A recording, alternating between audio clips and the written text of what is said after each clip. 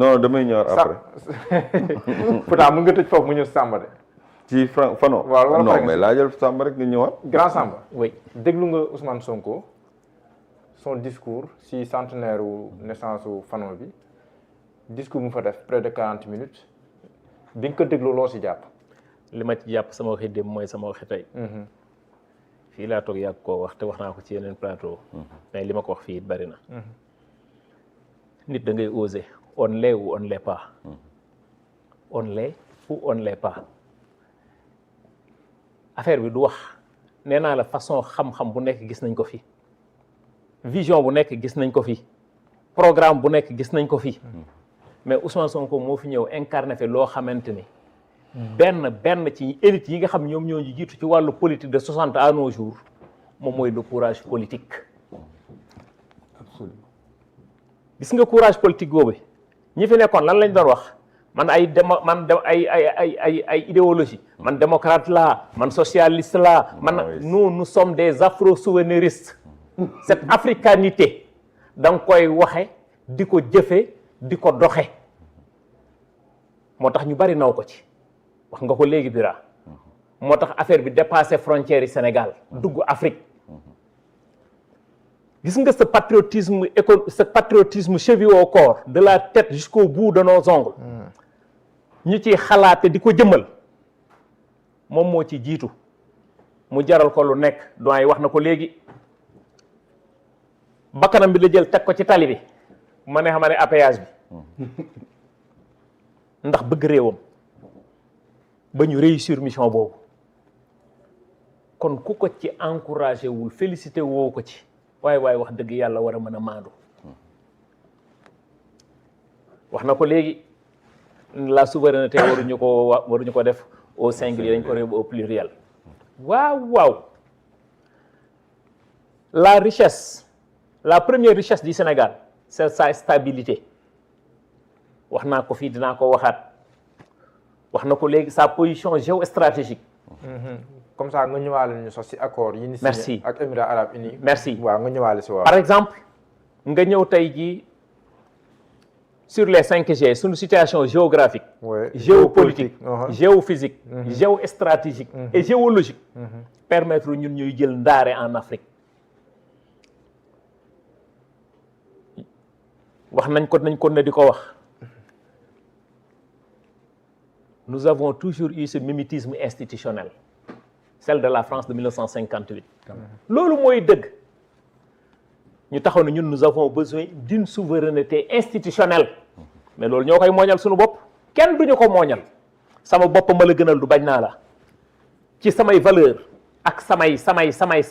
laa war a mooñe man ni ma bëgg doxale man sama réew. waaye di koy mënta weesu ñeneen di la dicter yow sa réew noo koy doxale. un programme basé sur la mendicité internationale est voué à l'échec. depuis ñu yor réew mi ak léegi. rafetalal assistanat. non pas assistanat c'est de la mendicité internationale. réew mi.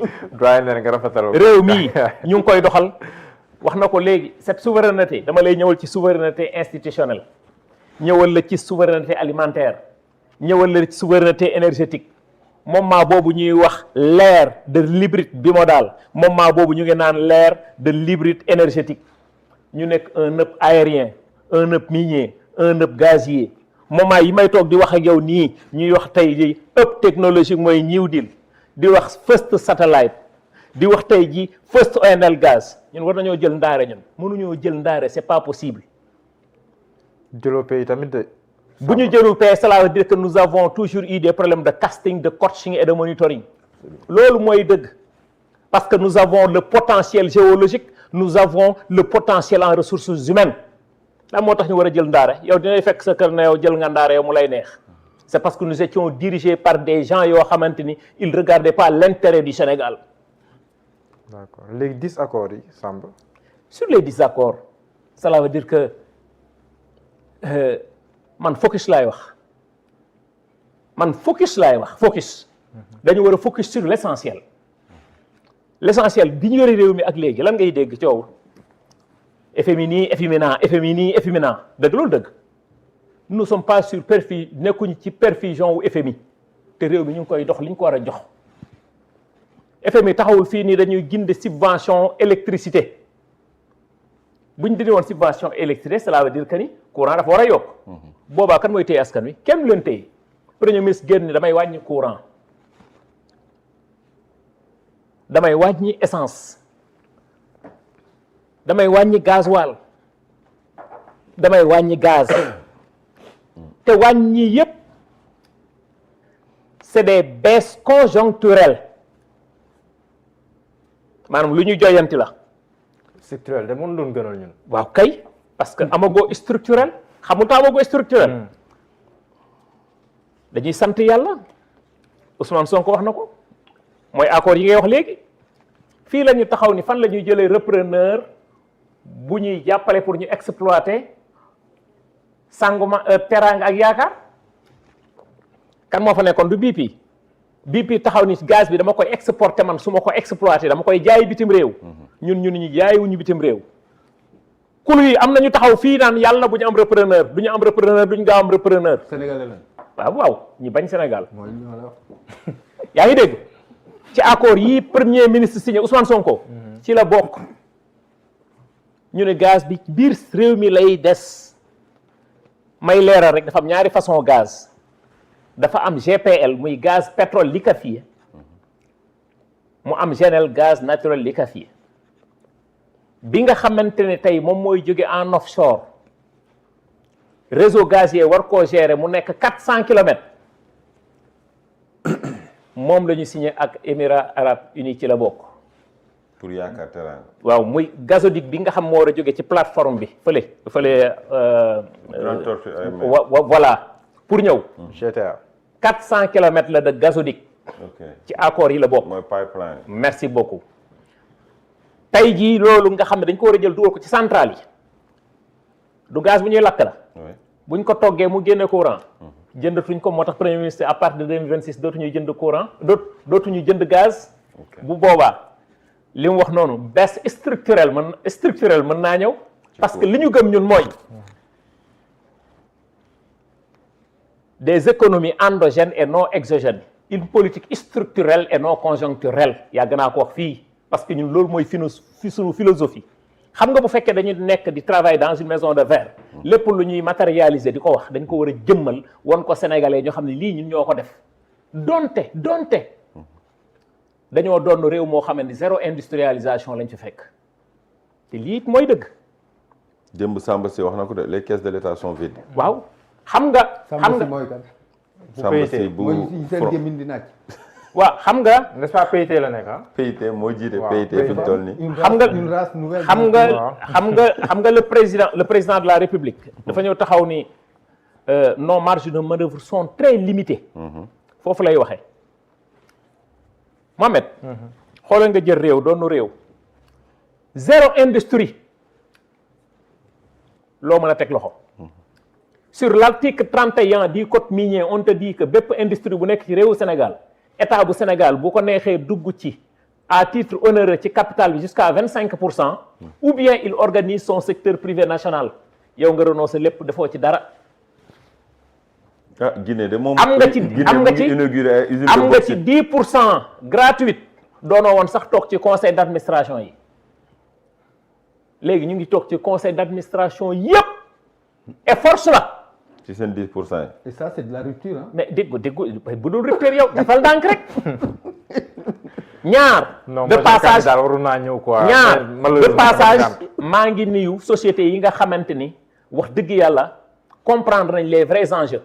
FADL le fonds d'appui au développement local am na ñoo xam doon nañu ko woon fay dans ce pays là. te bépp société d'exploitation bu nekk ci réew mi muy mine di carrière di lu mënti nekk da nga ko war a fay. léegi ñëpp nangu rek daawuñu koon fay dem keesu ardo daman la daawuñu koon fay lii mooy dëgg man kay dama lay wax xam nga man mii def 448 sites ah si 37 kii yi ah waaw ci 14 régions yëpp waaw su ma la waxee man du damaa dégg de d'ailleurs maa ngi nuyu ministère de l'énergie du pétrole et des mines yi nga xamante ni ñu ngi def liggéey bu am solo. mais Samba nag waxoon si kii déedéet Samba du la bàyyi fii ngay propagande. buñ doon ñëw di dugg ci biir xam nga lan suñu première question xam nga mooy lan. dernier audit bi am dernier audit bi am kañ la xam nga lan lañ lay wax mësul am audit physique sur le terrain loolu rupture la. waaw rupture la ñu wax. sama ne waxal si accord yi rek. li ngay def nii. waaw. moom la gars yi di déplorer au niveau de ceux-là maintenant qui gèrent le pays. merci. Ils ont investi les plateaux de ñoom Mohamed yi. Quand on les a tous installés ils se sont inscrits aux abonnés absents. li ngay def nii ñoom ñoo ko waroon gën a. tey jii fi ma toog di wax ak yow nii. bu ma caamee ni jàpp nag. amoo souveraineté pomme de terre ak soble. wuyu ma rek waxal. bañ na ko dañ léegi pomme de terre bii. importé bi dañ koy tëj may ma rek président Macky Sall daan na. non ñu ne soble bi. tëj nañ. Mohamed pour production locale bi. Mohamed loolu moom président Macky Sall. Mohamed mais du lu bees. lu baax la du lu bees. nous faisons partie de cette génération de décomplexé décomplexé. voilà xam naa ko mais du lu bees. c'est ça, c'est au vrai sens du terme. waaw d'accord mais du lu bees. dama ne la Macky Sall 12 ans moo fi wàññi essence ak gasoil 2 fois ñun 18 mois ñu wàññi. 70 75 francs. daan na joxe bourse de sécurité familiale. ma may la benn affaire. foo leen toll yéen non dafa est-ce koy joxe. waaw laisse-moi terminer laisse-moi développer. waaw est-ce que xam nga tey ñaata nga doon tey en gasoil li ñu wàññi ci essence ak gasoil xam nga ñaata lañ doon utiliser tey ci gasoil 1 milliard 311 millions de litres de gasoil moom lañ doon utiliser. di utiliser 432 millions de litres de super essence moom lañ doon utiliser. par an. gis nga loolu boo ko dajale woon c'est des centaines de milliards qui devaient revenir à l'état central maanaam recette la waroon dem ci état. état jël ko delloowaat ko askan wi te du sunu essence du sunu gasoil kon bu fekkee ni diminution boobu dafa nekk une diminution conjoncturelle bu ñu egsee ci sunu gazu bopp. sunu GPL bopp nga maanaam sunu gaz bi nga xamante ni à travers ça dégg ngeen sax ñu koy wax. au niveau de Sangomar. gaz bi fa nekk. GPL la. 113 milliards de mètres cubes de gaz moo fa nekk Proban moom la ñuy jël di ko toggee ci kër yi. cela veut dire que ni ñun. xam nañ fi ñu jëm. te gis nga ñi fi nekk muy kulu yi dañuy am problème xam nga lu tax ñuy am problème parce que tant que ñii ñu ngi continuer di baisser les prix askan wi ci gis seen bopp ñoom nañu préparer pour 40 ans. dinañ sonn xam nga lu tax ñuy sonn parce que. askan wi ki ko yërëm nekkal ko di ko xëyal di ko yendul di ko fanaanal kooku la naan jaaraama ñun waruñu am complexe benn nit tey ci àdduna wax na ko léegi nga dem ba les 20 maîtres du monde ñu ciy lim sa premier ministre genn wàll gi ci des ñëm yëpp ñi ci gën a bëri. c'est des présidents may ma rek. mais du benn waay moo bind téereem rek wala du loolu. c'est des présidents des pays c'est des présidents yu nekk ci ay réew moom ñu jël ko tànn ko ci ñooñu. waaye wax dëgg yàlla maa ngi doog comprendre lan moo tax ñu naan personne n'est prophète chez lui maa ngi doog a comprendre dëggantaan que ni am na ñoo xam ne wax na ko léegi maanaam. Ousmane Sonko moo leen neexul dañ naan la carrément moo ñu neexul fotom sax bëgguñu koo gis mais ñun xam nga la moo ñu soxal ñun. oui ki incarné li nga xamante ni moom la war a incarné. tey jii wax nga ko léegi sur les accords qu'on a signé. Macky Sall nekkul fii bëggoon a signé le fer de Toshiali ci miinu Falémé bi. waaw fer de la Falémé pour jox ko Toshiali à 500 milliards non francs CFA ça n'a pas abouti ñun yi nga xam ne 10 accords yi dañ ko signé ak. ñii nga xamante ni ñoom ñooy Émirats arabes unis xam nga liñ seen ñoom lan la. industrie. oui. métallurgie. ak sidérurgie. maanaam ñin suñu fer bii fii lañ koy togge di ci génne acier di ci génne inox di ci génne fer bi ñuy tuddee fer importé. fii lañ koy defaree léegi muy fer industriel. lan lañ koy wax puso sax mënuñu koo defar nañ defar puso ba defar pont lépp loo xamante ni ci fer la. dinañ ko utiliser xam nga potentiel bi nu mu toll 630 millions de tonnes de fer prouvé répartis comme 352 millions de tonnes de fer hématite et 278 millions de tonnes de fer magnétique loolu ci accord yi ñu signé ci la bokk. d'accord beneen bi ñëpp xam nañu ni comptoir d'or dañ ko doon dégg or Sabodala. waaw boobu moom Ngagne Demba Touré liggéey na si liggéey bu am solo. merci beaucoup. de passage maa ngi koy nuyu comme ni may nuyoo Jean Michel nga xam ne moom taal na Sénégal gi yëpp na continuer taal rek maa ngi nuyu Pape Malick Ndour. li nga xamante ni moom moo fi nekk. c'est un excellent agent de promotion. li nga xam ne moom moo fi nekk li nga xamante ne tey li nga xam ne tey moom moo fi nekk. xam nga ki koy mën ak ki koy jéem c'est deux choses différentes. Nous avons des jeunes yoo xamante dañu leen war a féliciter encourager. mais nag comptoir bi taxawul de non c'est que nag Samba da ngay toog fii di kii ne comptoir bi taxawagul dafa nekk si yoon donc taxawagul ba léegi ni kenn inauguré wul comptoir dafa nekk si yoon. lii de arrêté interministériel la 099 31 qui a été signé le 18 juin 2014. li muy wax. 2014 arrêté interministériel fixant les modalités. 2014 les modalités 2014. 2014 loolu jamono président Macky Sall la. waaw déglu ma rek waaw Macky daa liggéey. waaw may gale doo ma kar de. fixant les modalités d'ouverture, de commercialisation de métaux précieux et de pierres précieuses. ah moom mii di wax na ko léegi moom yaay nga sa bopp di. ana comptoir bi nga xamante ni gis nga ko ci Ouro Sabodala bi fii ci biir Sénégal gis nga ko loo gisoo ko. mu ngi nii 2014 lañ ko signé mu ngi nii def yu ko fenn. wax naa président tey jii bokk na non dama la. ci accord yi ñuy signé ak waa Émirats Arabes Unis pour ñu gën a jëmmal comptoir bi ci la bokk te pourtant donte SOMISEN bi nga xam ne Ngagne Demba tey moo nekk directeur général bi signé na ci ak waa FONSIS bañ def ci liggéey mucc ayib ñii ñëw gën ñoo confirmer loolu kon cela veut dire que ni loolu it loo xam ni c'est à saluer beneen bi ci des mooy li nga xamante moom mooy développement des phosphates est-ce que tu sais que le développement des phosphates ICS ñaata nga fa am yaa ko moomoon 15% nga fa am léegi 78% Indorama 7% IFCO yow ICS na mu toll yëpp 15% nga ci am bi ñuy def recapitalisation bi 45 milliards nga def recapitalisation loolu mooy saaga askan wi 45 milliards moom lañ def recapitalisation Ousmane Sonko gouvernement am ñëw taxaw ni nous avons des réserves de 1 milliard 400 millions tonnes de phosphate mën naa la point par point fu nekk lu mu fa nekk. ba ca comme émission du ci xaj. ba ci Matam. déggoo ma la wax Matam Taïba Lam-Lam Baobab Mining Kolda lépp dama ne la 1 milliard 400 millions tonnes de phosphate mu ngi ci réewu Sénégal. ñuy jëndee engrais bitim réew. léegi ci accord yi nga xam ne signé nañ ko ak ñii. Émirats Arabes Unis. mooy kan yi yàgg ngeen ko Ousmane Sonko dem na fii Matam. ni dañuy industrialiser sunu phosphate dootuñu jaay sunu phosphate sunu engrais sunu phosphate duñ ko jël di ko yóbbu à l'extérieur. dañ doon ñëw tëj fii usines yi NPK engrais doon ñu ko defar fii léegi ñu ngi ko tàmbalee defar fii yeneen usines yi nga xam ne dañ fay nekk yépp fi la ñu industrialiser waxuma la Sénégal sous région bi sax dañ koy inonder ak phosphate bu soobee yàlla. nous avons le potentiel en phosphate comme le Maroc ni mu amee potentiel tey jii nan lañ mën a yore tey blogu Teranga Yaakaar xam nga réserve gaz yi nga xam ne c'est prouvé ñaata la. 567 milliards de mètres cubes de gaz ñun ñu yor ko suñu bloc ñun cela veut dire que li ñu am fii moo ëpp sax lu ñu am suñu diggante ak Mauritanie loolu tamit c'est pas à applaudir loolu la ñuy wax gaz to power gaz to industry cela veut dire que ni après dañuy am suñu usine urée bopp urée xam nga c'est différent de engrais. Samba man j'ai une préoccupation. oui.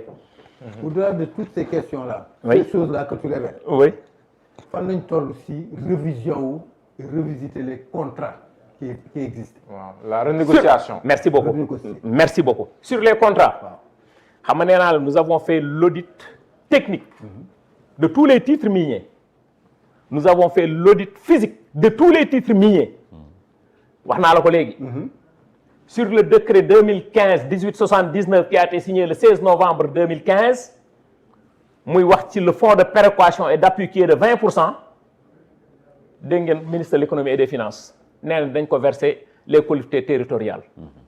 kenn doonu koon verser collectivités territoriales yi parce que dañoo jàppoon ni dañ koy utiliser après à des fins politiques. wax naa la ko léegi le FAIDL mooy fonds d'appui au développement local loolu bépp mine ak bépp carrière localité ba mu nekk da ngay jël 0,5% chiffre d'affaires annuel hors taxe des entreprises qui exploitent verser ko commune ba nga xam ni fa la nekk. kon tey jii bu fekkoon dañu doon verser loolu li nekk Kédougou ñu mel ni waa Mboro ñu mel ni feneen ak feneen kon dinañ am tey jii pauvreté taux de pauvreté bi nga xam ne dafa nekk foofu cela veut dire que les gens ne payaient pas cet FADL loolu changé nañ ko. d'accord beneen bi tous les contrats yi nga fi gis nii c'est des contrats de concession tous ces contrats de concession ont des clauses de révision. ku ci respecter engagement yi nga xam moo nekk ci cahier de charge bi di nga liggéey tranquillement parce que ñun sommes un pays ouvert ku fi respecté wul les engagements xamal ni ñun ak yow ba fa mbaxe doone benn moo tax des fois ngay dégg Sénégal am na problème ak Woodside redressé na Woodside te pourtant c'est des multinationales. Bien sûr. des fois nga dégg ñun la redressé na BP parce que c'est des multinationales pourtant des Sénégalais bon teint comme yow des ingénieurs de passage maa ngi leen di nuyu. des ingénieurs pétroliers et gaziers ñoom ñooy nekk sur les plateformes di contrôler di xool les intérêts du Sénégal. te loolu moom moo am solo. yi nga wax ni opposants yi xam nañ ko. mais xam nañ ko kay dañ ko du bañ a gis. le ministère de tutelle Birame Souleye Diop jóge na fi dem ba France yaa ngi koy fàttaliku. ni si je vois aujourd'hui les intérêts du Sénégal en Arabie Saoudite c'est le terme qu'il a utilisé. Si je vois les intérêts du Sénégal aujourd'hui en Arabie Saoudite, j'irai méchamment les chercher là-bas. Le Sénégal cherche le plus offrant. gis nga dafa am ci loo xam dañ fay jógee. nous sommes pour le multilatéralisme. d'accord gis nga lu français bi nanguwul. dañuy dem seeti turc bi. français turc bi nangu ko ñu dem seeti chinois bi. chinois bi nangu ko ñu dem seeti.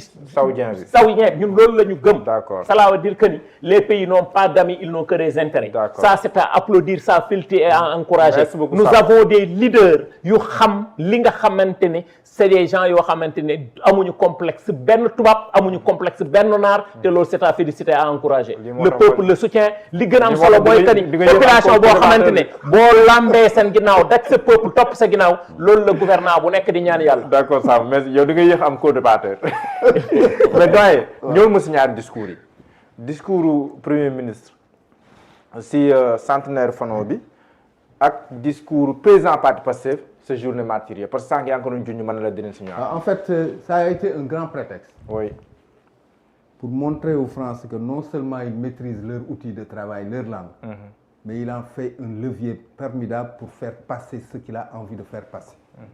Aussi bien